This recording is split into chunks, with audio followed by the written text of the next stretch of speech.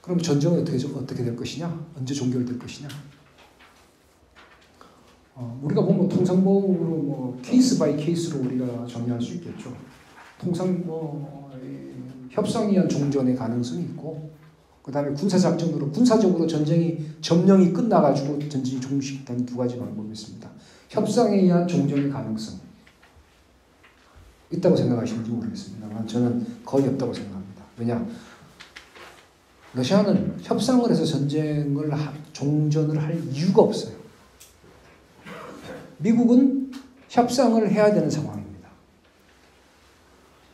여러분들이 언론에서도 우리나라 언론에서는 보도가 잘 안 되기 때문에 잘 거였겠지만 전쟁이 진행되는 과정에 설리반하고 미국의 그 안보보좌관하고 러시아 안보보좌관하고 몇 번 한 두 번 만났어요. 근데 언론에서 나온 얘기가 뭐였냐면 협상이 실패했어요. 전쟁을 휴전을 얘기하는데 뭐냐? 러시아가 내세운 조건이 뭐냐? 나토 해체입니다. 나토 해체예요. 미국이 이걸 받아들일 수 있겠어요? 그러니까 미국이 거기서 흘러나온 얘기가 사실인지 아닌지는 잘 모르겠으나 일단 러시아가 요구한 것은 나토 해체예요. 그러니까 그건 뭐냐면 아까 전에 앞에서 제가 말씀드린 것처럼 러시아의 전쟁 목표는 명확하다는 겁니다. 이번 전쟁으로 미국의 유럽에 대한 지배를 끝장을 내겠다고 생각하는 거예요. 유감스럽게도 그게 현실로 이루어질 가능성이 훨씬 더 많다고 생각을 합니다. 만일 그것이 안 된다면 군사작전에 의한 종전이 되겠죠. 간혹 가다 한반도식 전쟁 종전 그런 얘기 하잖아요. 그건 꿈꾸는 소리 하는 겁니다. 제가 보기에는. 꿈꾸는 소리예요. 군사작전에 의한 종전이 가능하겠죠. 그러면 여러 가지 방법이 있겠죠. 동부 우크라이나, 흑해연안 이렇게 남부를 딱 장악해서 흑해를 완전히 차단해서 거기서 이제 종전을 중단하는 방법이 있을 것이고 러시아가 끝까지 점령하고 그 다음에 우크라이나를 전부 다 점령할 수도 있고 그 다음에 또 하나는 현재 그 발틱해 끝에 있는 칼리닌그라드가 있죠. 그까지 연결해서 완전히 회랑을 지금 수왈키 회랑이라고 하는데 그까지 연결해가지고 폴란드를 가로질러서 폴란드 땅을 바르샤바 오른쪽까지 한 몇십 킬로를 땅을 떼내어서 그렇게 연결해서 종전을 하는 그런 방안도 있을 겁니다. 그렇게 함으로써 저는 제 3방안이 오히려 굉장히 가능성이 높다고 생각하는데 그래서 발틱 3국을 완전히 그 서방과 떼어놓으려고 하는 그런 생각도 할 수 있을 것이라고 생각을 합니다. 그건 뭐 이건 가능성에 관한 문제이기 때문에 실제 가봐야 알겠죠. 그리고 만일 이제 결정적인 이제 군사 작전의 시기 판단, 러시아가 어떻게 할 것이냐. 이미 사실은 러시아가 언제 반격을 해도 이상하지 않은 시간이 되어버렸습니다. 우크라이나는 더 이상 전쟁을 수행할 수 있는 물자와 장비가 떨어지고 있고, 뭐 여러분들도 잘 아시다시피 미국 의회도 더 이상 우크라이나에 지원을 하지 않는다고 그러고 있죠. 젤렌스키는 이 상태로 가면 한 달 반만 있으면 아무것도 못한다. 더 이상 전쟁을 수행할 수 없다라고 얘기를 하고 있는 실정입니다. 그렇게 보면 실질적으로 뭐 그런 그 미국의 상황을 제외하더라도 러시아가 판단할 수 있는 것은 무엇이냐? 시기적으로 봤을 때 23년 겨울, 올해 겨울이죠. 그러니까 12월 중순 이후부터 땅이 얼었을 때 그때 동토에서 이제 이 장비가 마음대로 움직일 수 있을 때 대규모 반격 작전으로 전환할 가능성이 있을 것이다. 물론 그것도 뭐 시기적인 판단이지 실제적인 조건 같은 경우는 두고 봐야 될 것입니다만 하여튼 그렇게 할 것이고 또 이렇게 결정적인 군사작전 시기 하는 것도 24년도에 내년에 미국 대선을 고려해서 아마 올해 연말이 될지 내년 여름이 될지 그런 결정적인 군사 행동의 작전 시기를 판단할 것이다 하는 생각을 합니다. 하여튼